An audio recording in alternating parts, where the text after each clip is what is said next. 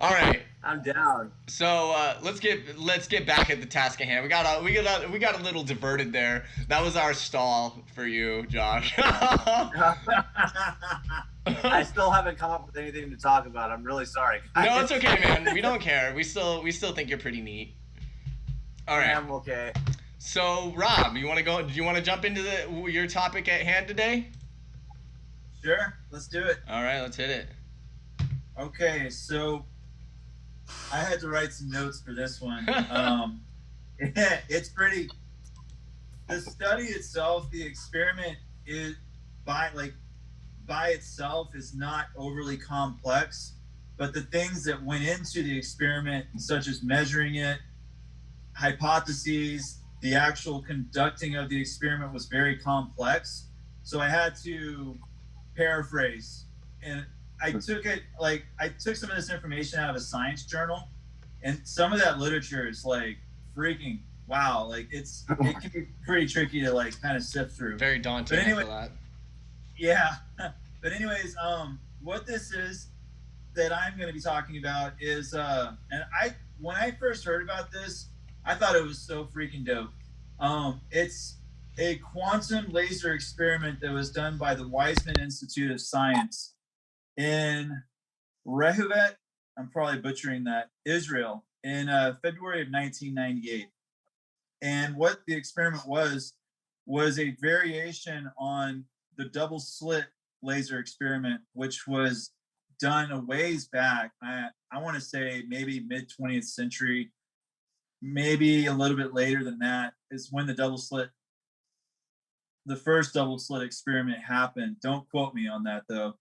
But anyways, the whole point of the double-slit laser experiment is to observe what lasers do when they're actually being observed. So when a laser is not being observed, it'll act like a wave, like the electrons will act like a wave.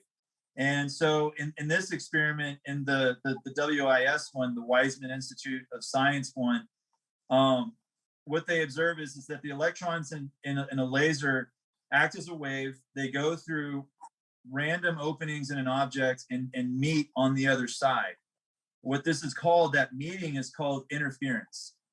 When an observer, a human observer, you could theoretically say a dog could observe it, or an animal, or anything with consciousness.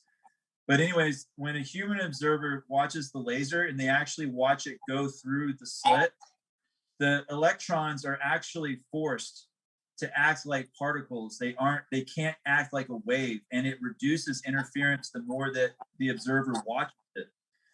What they set up to test this theory was a non-human, a mechanical detector.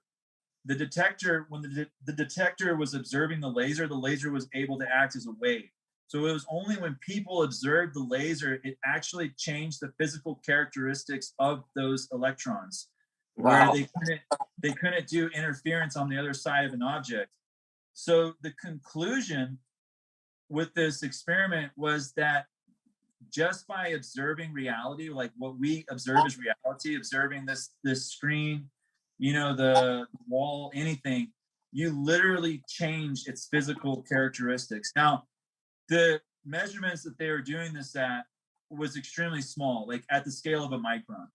But in any case, by observing the laser, by observing anything in reality, just by looking at it, you are actually changing its physical appearance. Yeah, that's a trip. I think I've heard of this experiment before, right? It's like consciousness makes reality, pretty much. Exactly. Yeah. Like, so you're literally manifesting reality as you look at it. Like, wow. That's been proven by science. That's and so that ties in, for me, that ties into hermetic, one of the hermetic principles, which is the mind is universe, the universe is mind. So in Hermeticism, it you cut out.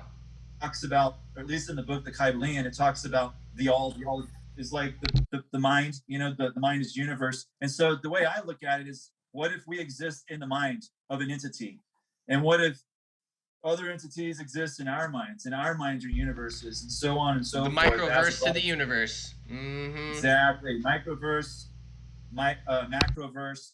And so by mind is universe, universe is mind, that ties back into the laser experiment, where your mind is literally changing and shifting the universe around you. You know, you're one with it, one with you. Micro, macro, everything's tied together that way. It's just fascinating as fuck to me. Absolutely. I think that is really cool too, that like there's if everything gets infinitely bigger one way and then infinitely smaller the other, so everything almost looks the same too, you know, like if you look at a cluster of cells, like it looks like the universe compared to like a cluster of planets, which is freaking crazy. Yeah. Or when you look at a map of when you look at computer models of the observable universe, Mm-hmm. and you zoom far enough out, it looks like the synapses of a brain. Yeah. That's fucking nuts, man. That's some trippy shit, man. Have you ever seen Ant-Man? Yeah. You know in the movie when they're trying to find how did it go? I only saw the movie once, but they were trying to find someone at like the subatomic level that had been stuck down at that subatomic level for however long.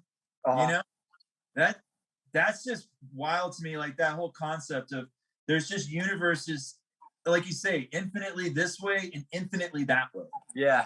Yeah. So fucking cool. Absolutely, that's some crazy shit. Hey, I want to let you guys know this. The Zoom call is going to limit us. It will end in about 5 minutes. So. Are you sure? Yeah, it says it this time for sure. So then we'll as we're jumping into the game, we'll go ahead and we'll recall. Wait, that was weird because last time we were on Zoom for like an hour and a half. I know, dude. It says time remaining in the meeting 6 minutes. I'm like, oh shit, here we go. But dude, that is super interesting. That totally makes me think about how like microverse and universes said it again, and how even our organs work, and how many lives we have on this planet. Like we were talking about in the last episode, there has to be some sort of mathematical form or something that has to go in effect. But you know, there's always method to the madness, as they say, and it's hard to find the chaos. I saw this illustration, or like a computer illustration, whatever, but it showed this. The macro versus the micro, the as above, so below. And it showed meteorites falling towards a planet. And then it showed at the micro level sperm going to an egg.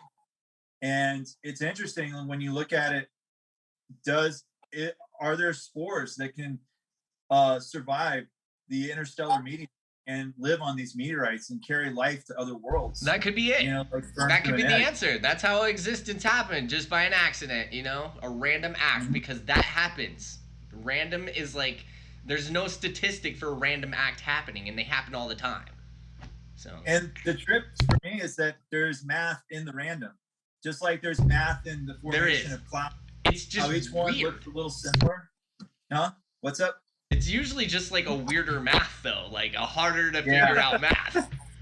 Yeah, I think that's fractal mathematics.